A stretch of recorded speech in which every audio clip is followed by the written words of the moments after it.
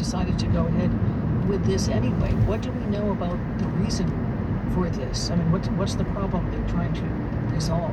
Is the current system so insecure it had to rely on what is a very controversial technology, facial recognition technology? Well, in a sense, yes. I mean, there is a real big problem with the IRS because tax returns have a lot of potential refund money there. It has become a very popular form of fraud in recent years to apply for refunds to somebody else. Civil liberties groups acknowledge there's a problem, but say facial recognition is the wrong answer because of how sensitive and personal it is, as well as equity issues with the technology just not working as well for some people as others. It doesn't work well at all. Handled this facial recognition system by I used it for unemployment called ID.me. through them. The company says it has more than 540 companies as clients.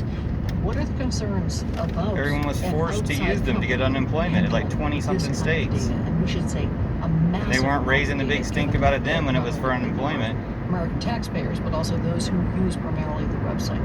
The first concern is just using facial recognition in general. People are concerned about the government in particular relying on facial identification, especially given the personal nature of it, of having that information, of using that information, as well as some equity issues around the fact that facial recognition technology tends to work better on white men than on anyone else. The second issue didn't work on me either. Relying on a private company, so there's concerns that I had to call them up and do a video conference with their trusted referee. They shouldn't be outsourcing it to a private company. Other people would prefer a private company have it than the government. And the third issue relates to ID.me itself. This is a private company that has risen quickly in recent years. A lot of states turned to it during the pandemic to manage the huge influx of unemployment claims. Turn to it. And there's concerns about both the fact that in some cases when people have had to wait for a human to verify their documents, which I did, it's taken a lot of time. Weeks. And then the company also hasn't been totally forthright with how its system works. So initially they compared their system to when you go to the airport and the TSA just looks at your ID and makes sure it's you, or a bank teller might do the same thing if you're opening an account, or even when your phone, when you unlock it and it looks at your face.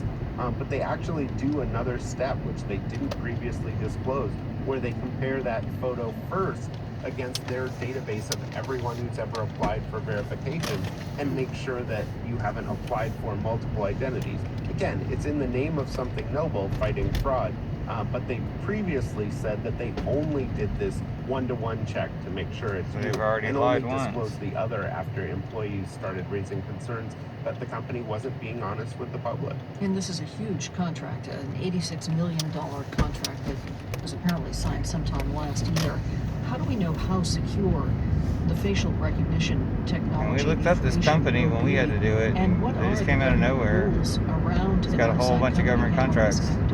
20-something states at least. Well, that's one of the concerns with facial recognition is there really aren't a lot of rules on how the government can use facial recognition. And one of the big fears among civil liberties groups is that, it'll be collected in the guise of something that's hard to argue with, in this case, fighting fraud, but that somehow this information will make its way into the hands of law enforcement.